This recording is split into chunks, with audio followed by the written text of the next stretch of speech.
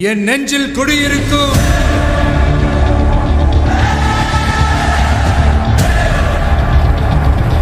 உங்க விஜய் நான் வரேன். டிபிசி மையங்களை நேரில் ஆய்வு செய்தோம் அமைச்சர் வெங்கட்ரமணன். ஆவடியில் டிபிசி மையங்களை ஆய்வு செய்ததாக அமைச்சர் வெங்கட்ரமணன் தெரிவித்தார்.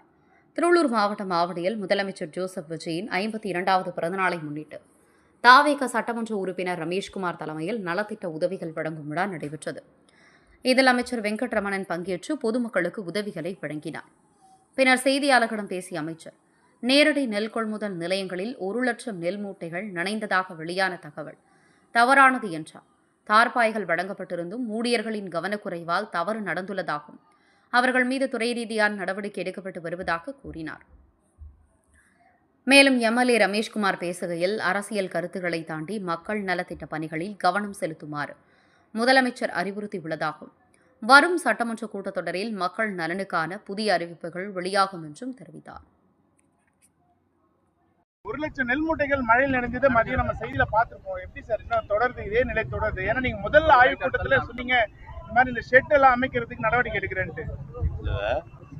1 லட்சம் மூட்டைகள்லாம் இல்லை. அதாவது எப்படின்னா, DPC centre, direct procurement centre வந்து ஒவ்வொரு ஏரியாலையும் சீசனுக்கு ஆரம்பிப்போம். 10 நாள் இருக்கும், 20 நாள் இருக்கும், 30 நாள் இருக்கும். சீசன் ஆரம்பிக்கும் போது அந்த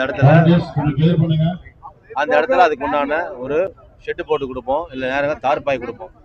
அதே மாதிரி இந்த இடத்துல ப்ரொக்யூர் பண்ணும்போது தார்பாய் கொடுத்துருக்கோம். அது அந்த இடத்துல ஒர்க் பண்ண ஒர்க்கர்ஸ் கொஞ்சம் பண்ணாமட்டாங்க போட்டுருக்கு, நடவடிக்கை எடுத்திருக்கோம், ரிப்போர்ட் இருக்குது, ப்ராசஸ் பண்ணிட்டு இருக்கோம்.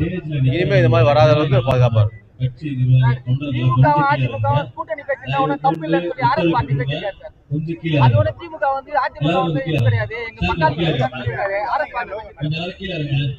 நம்ம எப்படி யோசிக்கிறோம்னா, ஒவ்வொரு சர்வீஸையும், ஒவ்வொரு ஆக்டிவிட்டியும், ஒவ்வொரு ஆக்ஷனையும் மக்கள் ஓரியன்டாக, மக்கள் தேவைகளுக்காக, மக்கள் சர்வீஸாக பண்றோம்.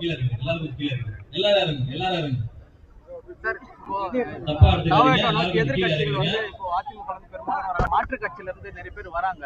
இப்ப அந்த வருகையினால இப்ப ஏற்கனவே இருக்கிறவங்களுக்கு எதனா பாதிப்பு ஏற்படுமா? கட்சியில வந்து அது ஒரு ஒவ்வொரு தடவையும் இந்த மாதிரி மாற்று கட்சியில் இணையும் போது எங்க பொதுச்செயலாளர் அவர்கள் தெளிவாக சொல்லுகிறார், எக்ஸ்பிளைன் பண்றாரு. எல்லா புது உறுப்பினர்களும், புதுசாக வர எல்லாருமே இருக்கிற பழைய மெம்பர்ஸ் கூட, எங்களோட மற்ற மாவட்ட செயலாளர்கள் கூட இணைந்து பணியாற்றுறதுக்கு வேண்டும். யாருக்கும் எந்த விஷயம் பாதிப்பு இல்லாத அளவுக்கு தேவையான நடவடிக்கை.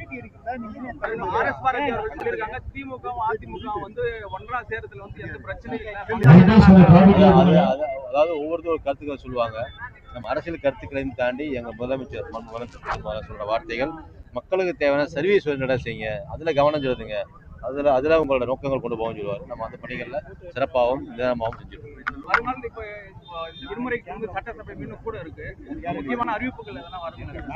அசம்பிளி வரும்போது அறிவிப்புகள் நிறைய இருக்கும், திட்டங்கள் நிறைய இருக்கும். முயற்சி கொடுத்துருக்க மாதிரி வெற்றி திட்டங்கள் நிறைய இருக்கு, கண்டிப்பா வரும். என் நெஞ்சில் குடியிருக்கும்